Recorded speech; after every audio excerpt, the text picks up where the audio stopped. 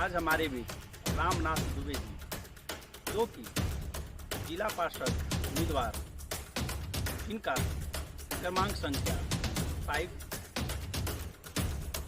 है।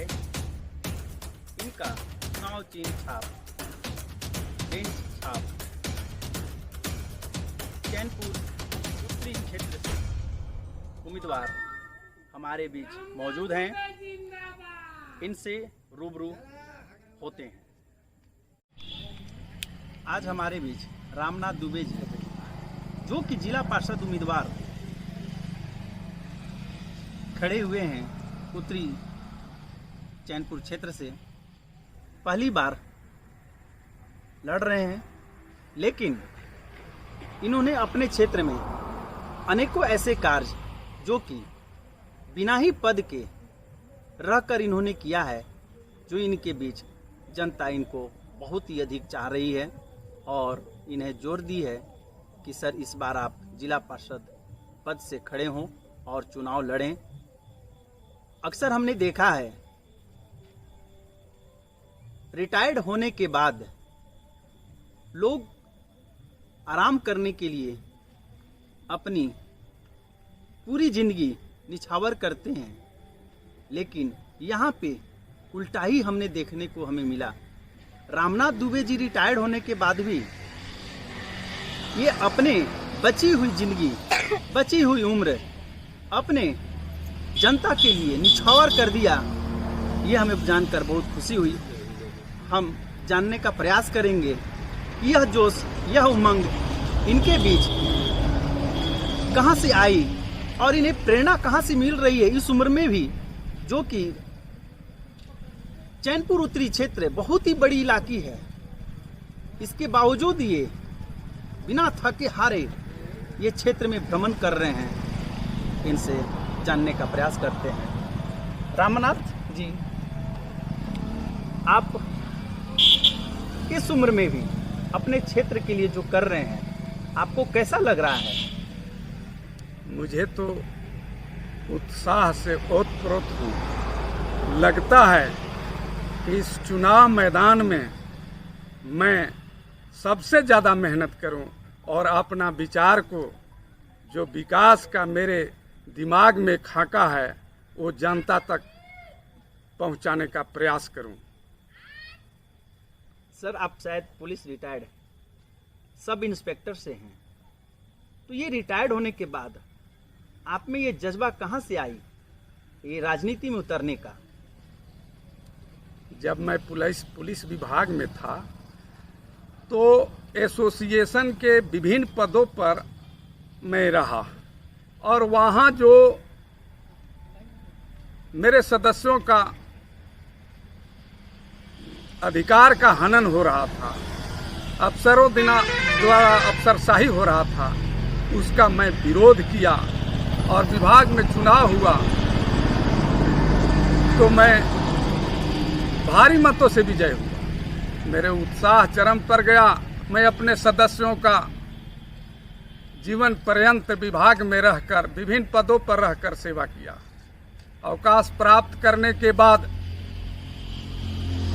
इस क्षेत्र के आम जनता जो मेरे कार्य से संतुष्ट थे, मुझ में कुछ देखते थे, वह सभी प्रेरित किए, उत्साहित किए कि आपके जैसा व्यक्ति जिला परिषद के चुनाव लड़े, हम लोग चाह रहे हैं। उनका उत्साह को देखकर, डिमांड को देखकर और यहाँ विकास में जो कमी है उसको देखकर मुझे रहा नहीं गया। मैं संकल्प लिया कि वर्तमान में होने वाले जिला परिषद के चुनाव में मैं उम्मीदवार होऊंगा और इसी संकल्प के साथ मैं चुनाव मैदान में उतरा हूँ।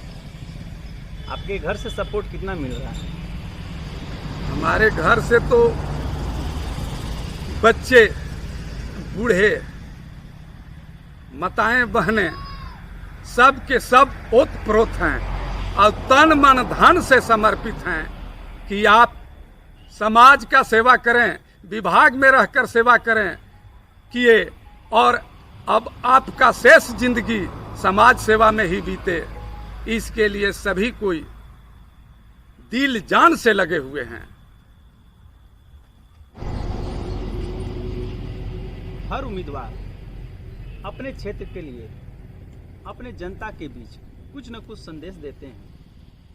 आप क्या संदेश देना चाहते हैं अपने जनता जनार्दन को?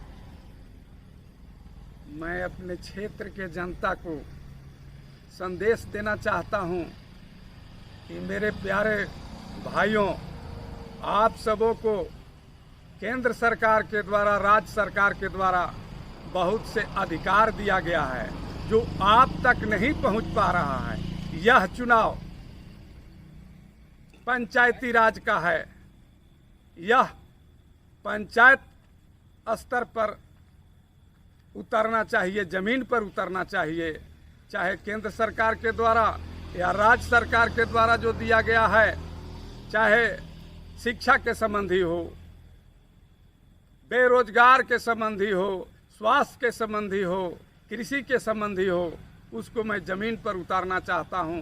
हम जानते हैं कि आपको शिक्षा के क्षेत्र में हर पंचायत में पुस्तकालय खोलने के लिए ऐसा केंद्र सरकार से आदेश है, लेकिन अभी तक इस क्षेत्र के प्रतिनिधि नहीं उतार सके हैं। मैं कोशिश करूंगा कि आप सबों के बच्चों के शिक्षा में विकास के लिए पंचायत में अच्छे अच्छे स्कूल खुलवाने के लिए सेठ साहूकारे, बड़े बड़े पूंजीपतियों को मैं प्रेरित करूंगा कि मेरे क्षेत्र में आप स्कूल खोलें। और जो मेरे क्षेत्र में सरकारी स्कूल है उसमें शिक्षकगण समय पर आवें, पढ़ावें। स्कूल में वाईफाई जैसे आज आधुनिक व्यवस्था दिया गया है, वो सब व्यवस्था से सुसज्जित कराने के लिए मैं पदाधिकारियों से संघर्ष करूंगा और इसको उतारने का कोशिश करूंगा। रोजगार के क्षेत्र में जहां तक बात हुई, व्यावसायिक कृषि का विकास कराऊंगा। यहाँ मैं चाहता हूं कि इस क्षेत्र में भी रोजगार का अवसर मिले। मुर्गी पालन हो, बतख पालन हो, मछली पालन हो, ऐसे ऐसे मैं उतारने का कोशिश करूंगा। आए जानते हैं कि आप सबों के सरकार के द्वारा हर पंचायत में खेल की मैदान होने की बात कही गई है। जहां जहां के जनप्रतिनिधि तेज तरार हुए, वे लाने का प्रयास भी किए, लेकिन अभी तक हमारे पंचायत में, किसी भी पंचायत में खेल का मैदान नहीं बन सका।